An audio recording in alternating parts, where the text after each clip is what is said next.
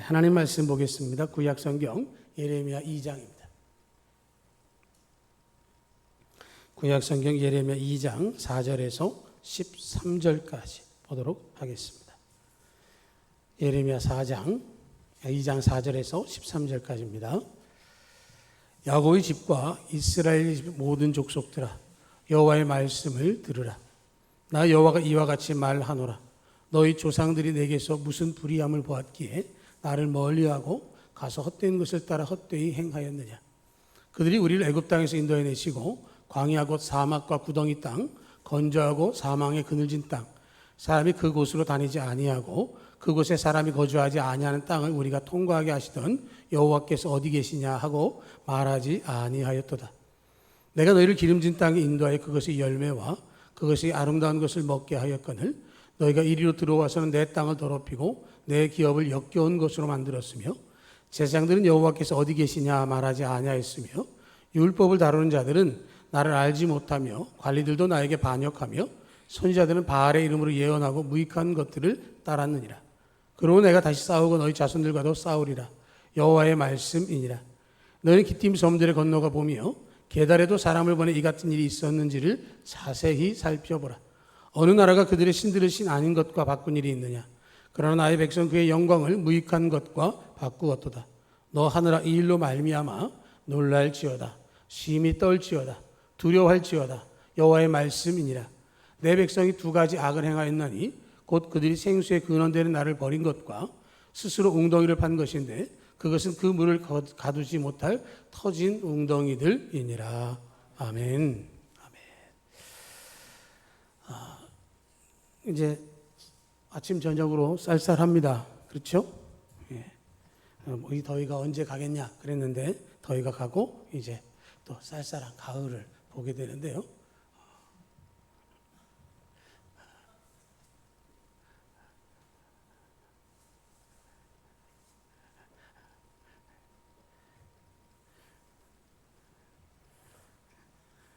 예쁜 꽃이네요. 예. 며칠 전까지는 강릉에 가뭄이 심해서 재난지역이다. 세수할 물도 없다. 이럴 정도로 아주 힘들었는데 이제 비가 오고 또 그래서 거기를 주 상수원이 되는 오봉저수지가 한 40% 정도까지 이제 물이 채워져서 큰 걱정 안 해도 되겠다. 그런 얘기를 하기도 합니다. 예레미야 2장의 이 말씀 4절로부터 13절까지의 말씀은 개역 성경에 보면 하나님께서 이스라엘 백성들을 꾸짖으시다 이런 말씀을 하고 있는데요. 오늘 개역 개정에서 보면 두 가지의 주제를 이야기합니다.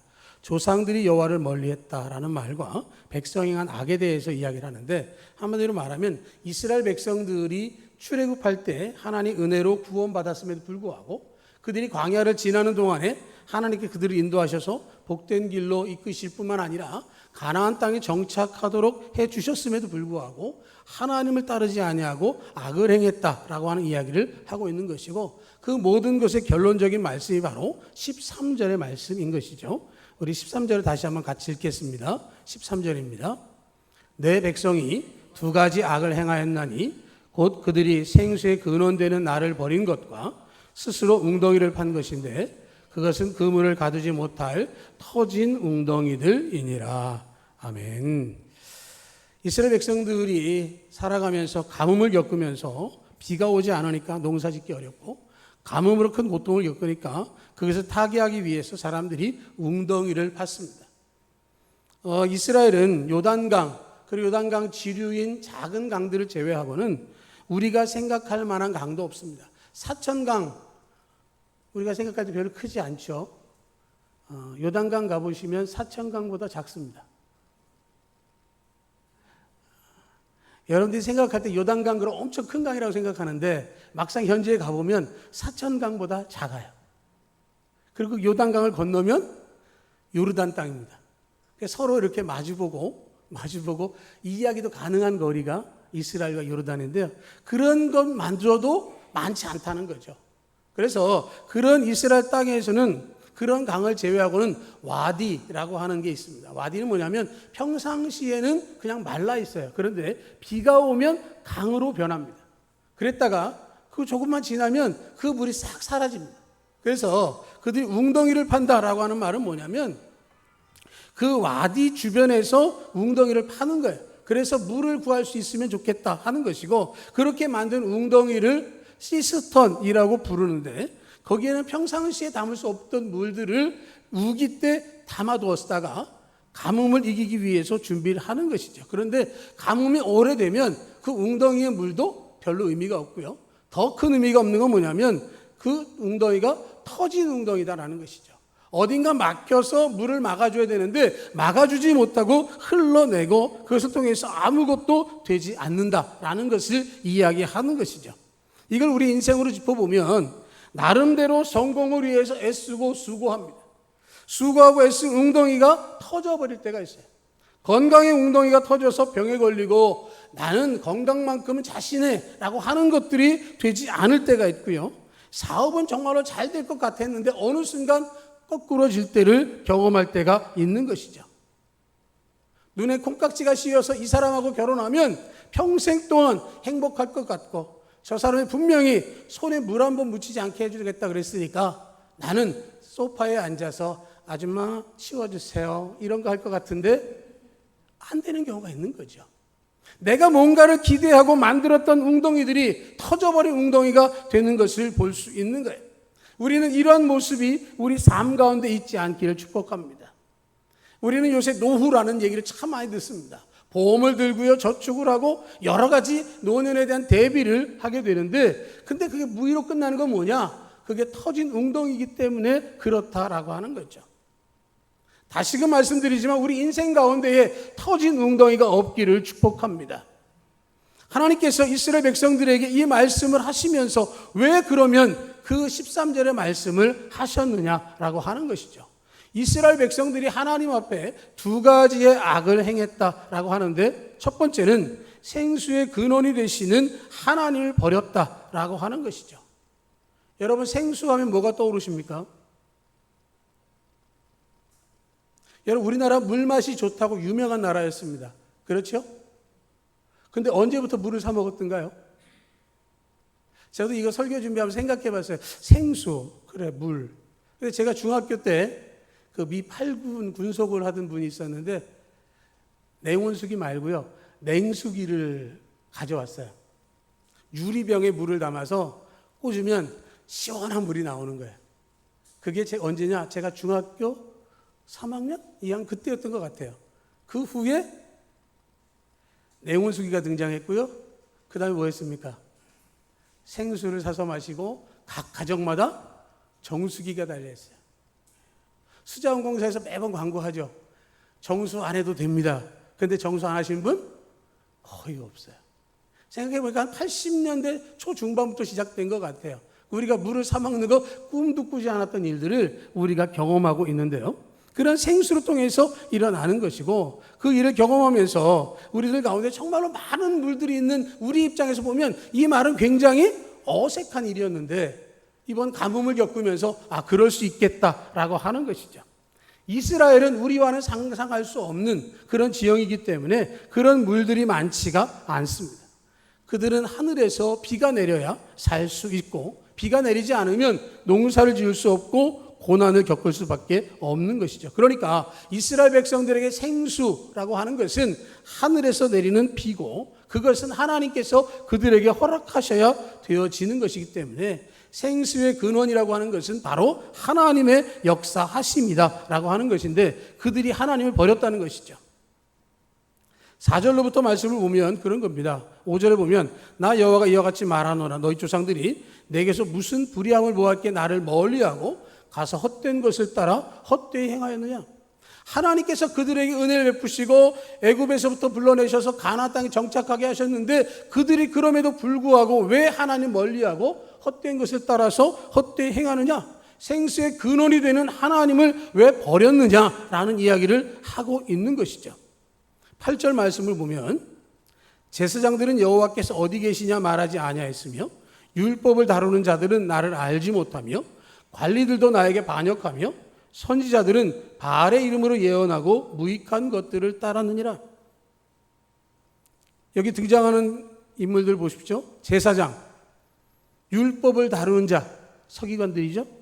관리들, 선지자들, 하나님의 음성에 더 귀 기울이고 말씀으로 가르쳐야 될 사람들이 오히려 하나님의 음성에 귀 기울이지 않고 하나님을 찾지도 않는다라는 이야기를 지금 하고 있는 겁니다. 선지자들조차도 하나님의 이름으로 말씀을 드리는 것이 아니라 바알의 이름으로 예언을 하고 있다라고 하는 것이죠. 생수의 근원이신 하나님을 버리고 있습니다. 10절 말씀을 보면 너희는 기띔 섬들을 건너가 보며 게달에도 사람을 보내 이 같은 일이 있었는지를 자세히 살펴보라. 어느 나라가 그들의 신들을 신 아닌 것과 바꾼 일이 있느냐. 그러나 나의 백성 그의 영광을 무익한 것과 바꾸었도다. 기띔, 게달이라고 하는 말은 우리식으로 말하면 세계 만방에 한번 가서 물어봐라 라고 하는 겁니다. 하나님을 믿는 백성들이 하나님을 떠나서 무익한 것과 바꾼 것을 본 적이 있느냐라는 말씀을 하고 있는 것은 이러한 상황들이 있었음에도 불구하고 이스라엘 백성들은 하나님을 찾지도 아니하고 그의 음성에 귀 기울이지도 아니하고 선지자조차도 하나님의 말씀을 증거하지 않았다는 이야기를 하고 있는 것입니다. 그렇기 때문에 그들은 고통을 당할 수밖에 없었습니다. 여러분, 생수의 근원이신 하나님을 믿으시기를 축복합니다. 하나님이 비를 주셔야 농사를 짓고 하나님 복을 주셔야 복을 받을 수 있고 하나님 함께 하셔야 행복하게 살 수 있습니다. 찬송가 1장에는 만복의 근원 하나님이십니다. 우리가 송영찬 28장 불렀는데 첫 줄이 어떻게 되죠? 좀 전에 불렀잖아요. 28장. 복의 근원 강림하사. 하나님께서 우리에게 임하셔서 은혜를 베풀어 주셔야 그 은혜를 우리가 받는 것이죠. 그렇기 때문에 시편 128편에도 보면 여호와를 경외하며 그의 길을 걷는 자마다 복이 있도다. 내가 내 손이 수고한 대로 먹을 것이라. 내가 복되고 형통하리로다. 우리는 복된 거 좋아합니다. 형통한 거 좋아합니다. 그렇게 하려면 여호와를 경외하며 그의 길을 걸으라고 말씀을 하고 있는 것이죠. 우리의 생수의 근원이요 복의 근원이신 주님의 음성입니다. 엘리야가 아합 시대에 하나님께 기도했을 때 3년 반 동안 비가 오지 않았습니다. 그때 엘리야가 사렙다 과부에게 갔습니다. 그에게 갔을 때 그 여인은 마지막 남은 기름과 양식을 먹고 아들과 함께 죽을 것을 생각하고 있었습니다. 그런데 엘리야가 그 여인에게 말합니다. 먹을 것을 내게 가져오라. 이제 마지막입니다 라고 이야기하지만 엘리야가 청했을 때 그것을 엘리야에게 만들어다 갖다 드렸을 때 그 집에 가루는 마르지 않았고 기름도 마르지 않았습니다. 3년 반이라고 하는 긴 세월 동안 모든 것들을 이길 수 있는 이유는 하나님께서 마르지 않는 생수의 근원으로 그 가정에 함께 하셨기 때문에 일어난 일인 것입니다. 그런데 그들은 그렇게 하지 않았다라고 하는 것이죠. 너희 조상들이 내게서 무슨 불의함을 보았기에 나를 멀리하고 가서 헛된 것을 따라 헛되이 행하였느냐. 하나님이 행하신 것 뭘 봤기 때문에 너희들이 하나님을 외면하고 돌이켜서 너희들이 원하는 대로 방향을 바꿨느냐라는 말씀을 하고 있는 것은 하나님께서 주시는 은혜를 그들이 기억하지 못했다라고 하는 뿐만 아니라 그들이 우상을 쫓아갔기 때문에 그들이 복을 받는 것이 아니라 오히려 고통을 당할 수밖에 없다라고 하는 것이죠. 두 번째는 그들이 한 것은 하나님을 버릴 뿐만 아니라 웅덩이를 팠다라고 하는 것이죠. 스스로 웅덩이를 팠습니다. 하나님을 버리는 일과 웅덩이를 파는 일은 따로 나뉘어진 일이 아니라 두 일은 동시적으로 일어난 일인 것이죠. 스스로 웅덩이를 팠다라고 하는 것, 가뭄에 웅덩이를 파고 물을 모으려고 애쓰는 것은 지혜로운 일이지 악한 일은 아닙니다. 소양댐이나 충주댐이나 진주댐이나 이런 것들 보면 다 물 관리를 위해서 준비한 댐이기도 하고 지혜로운 일이기도 한 것이죠. 문제는 그 웅덩이를 판 것이 문제가 아니라 생수의 근원이 되신 하나님을 버리고 웅덩이를 팠다는 거예요.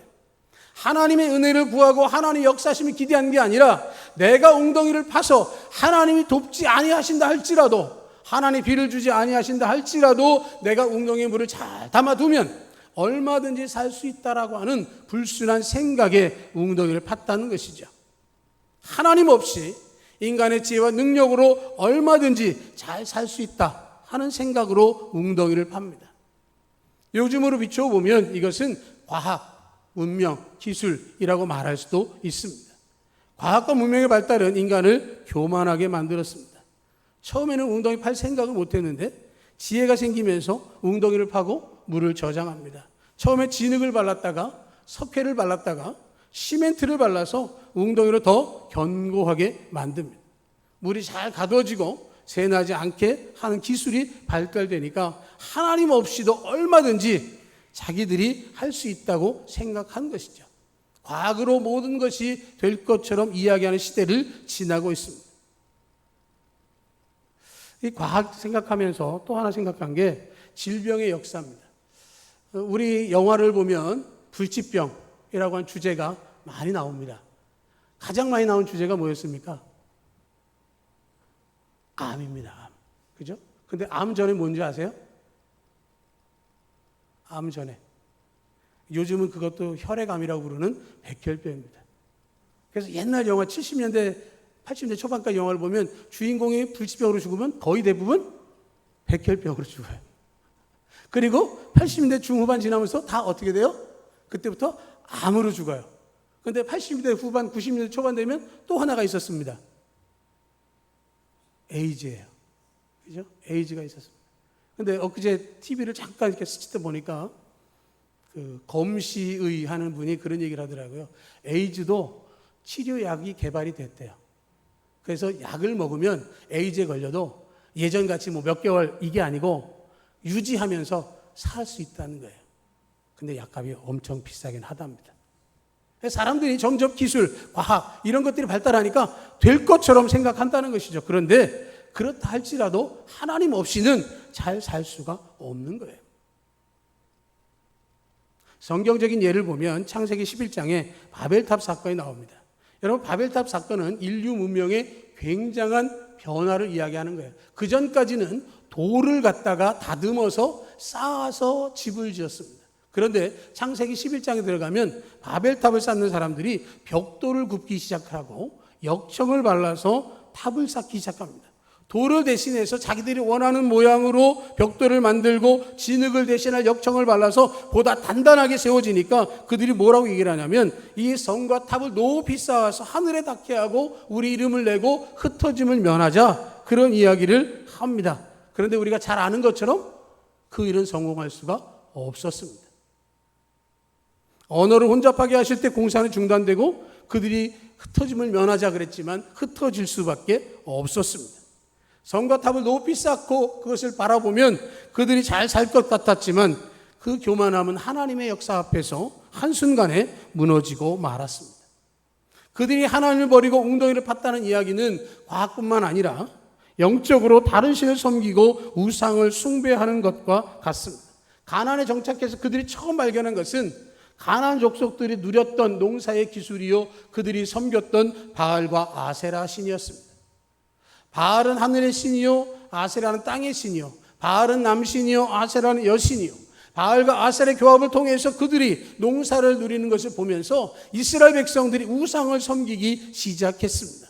생수의 근원이 되신 하나님을 버리고 스스로 웅덩이를 파면서 이방신과 우상의 웅덩이를 만들기 시작했지만 그것은 결과적으로 터진 웅덩이였습니다. 그들이 정말로 하나님을 섬기고 하나님을 따라야 함에도 불구하고 하나님을 찾지 아니하고 우상을 섬겼고 그들의 생각대로 보기에 좋은 대로 그 모든 것들을 따라가는 삶을 살았습니다. 하나님 없이 웅덩이를 파고 잘 살 거라고 하는 교만을 버려야 되는 것이죠. 과학의 웅덩이를 버리고 지식의 웅덩이를 버리고 기술의 웅덩이를 버리고 물질의 웅덩이를 버리고 우리가 온전히 하나님을 바라볼 수 있어야 하는 것입니다. 아무리 내가 열심히 쌓고 만든다 할지라도 하나님께서 날려버리시면 터진 웅덩이가 되고 마는 것이죠. 누가복음 12장의 어리석은 부자 이야기를 우리는 너무도 잘 기억하고 있습니다.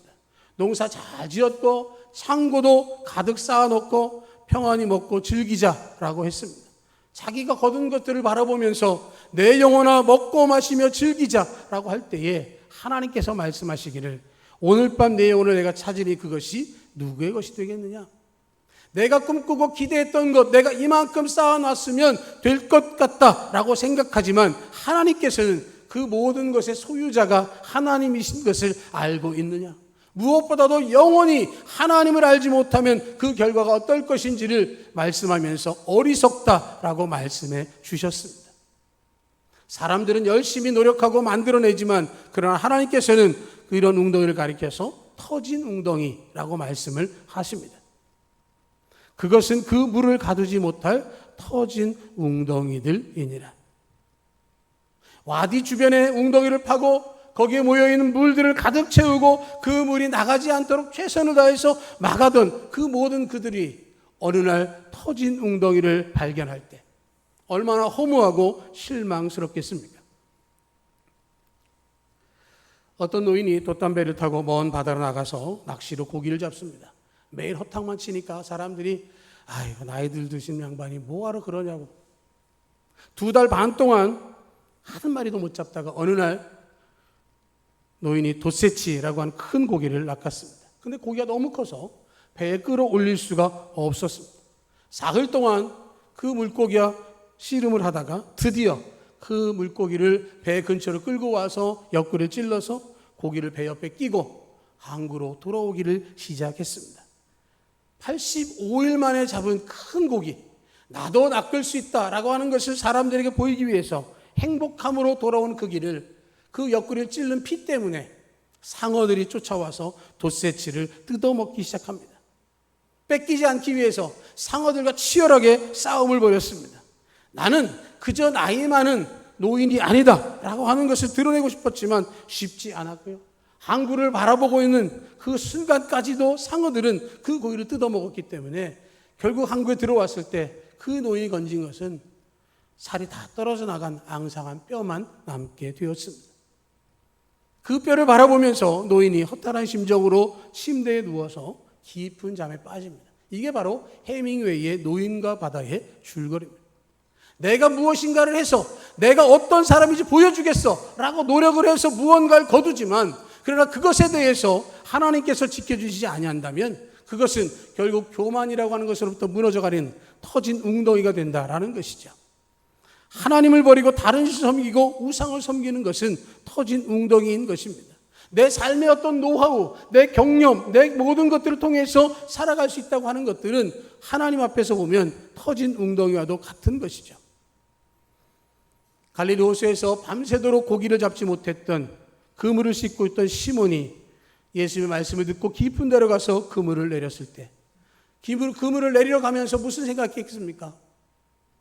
저 양반 나사렛 출신 목수인데 이제 조금 소문이 나기 시작하긴 했는데 그래도 고기 잡는 건 내가 전문가일 텐데 그럼에도 불구하고 말씀에 의지해서 내가 한번 고기를 잡아보지 뭐 하고 그물을 내렸습니다. 그때 어떻게 됩니까? 2배에 가득히 채울 만한 고기를 잡을 수 있었습니다. 그런데 정말로 중요한 거는 거기에 이러한 단어가 있습니다. 그 고기를 많이 잡았는데 그물이 찢어지지 않았다라고 하는 겁니다. 2배에 가득히 찰 만한 고기를 잡았는데 그물이 터졌다. 뭡니까? 아무것도 아닌 것이죠. 예수님께서 말씀하셨고 그 말씀에 따라서 그물을 내렸더니 고기를 가득하게 잡았는데 그 그물이 터지지 않았다라고 하는 거예요. 하나님께서 허락하신 것이죠. 우리의 곡식이, 우리의 과일이 기한 전에 떨어지지 않는 축복이 진짜 축복인 것이죠. 말라기 선지자는요, 기한 전에 떨어지지 않는 축복을 이야기할 때 3장 11절에서 만군의 여호와가 이르노라 내가 너희를 위하여 메뚜기를 금하여 너희 토지 소산을 먹어 없애지 못하게 하며 너희 밭에 포도나무 열매가 기한 전에 떨어지지 않게 하리니 너희 땅의 아름다워짐으로 모든 이방인들이 너희를 복되다 하리라. 메뚜기 떼가 곡식을 갉아먹지 않아서 곡식을 잘 거둘 수 있고요.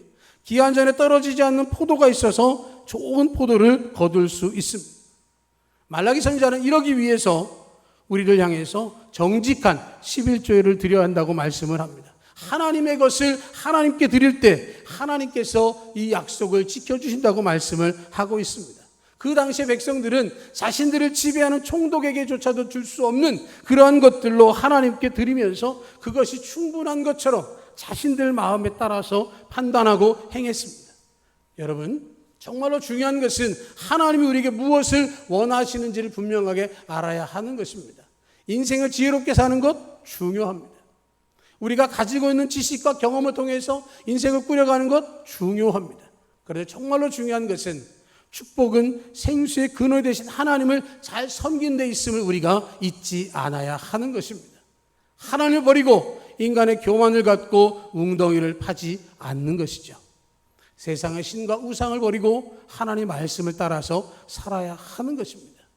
내가 무엇인가를 노력하고 만들어갈 때 이것을 통해서 내가 이루는 것이 아니라 내가 하고 있는 모든 일들을 하나님께서 도우셔서 하나님 은혜를 베풀어 주셔서 터진 웅덩이가 아니라 찰랑찰랑 물이 차고 넘치는 웅덩이가 되도록 만들어 주시는 믿음의 웅덩이를 파라는 말씀을 하고 있는 것입니다.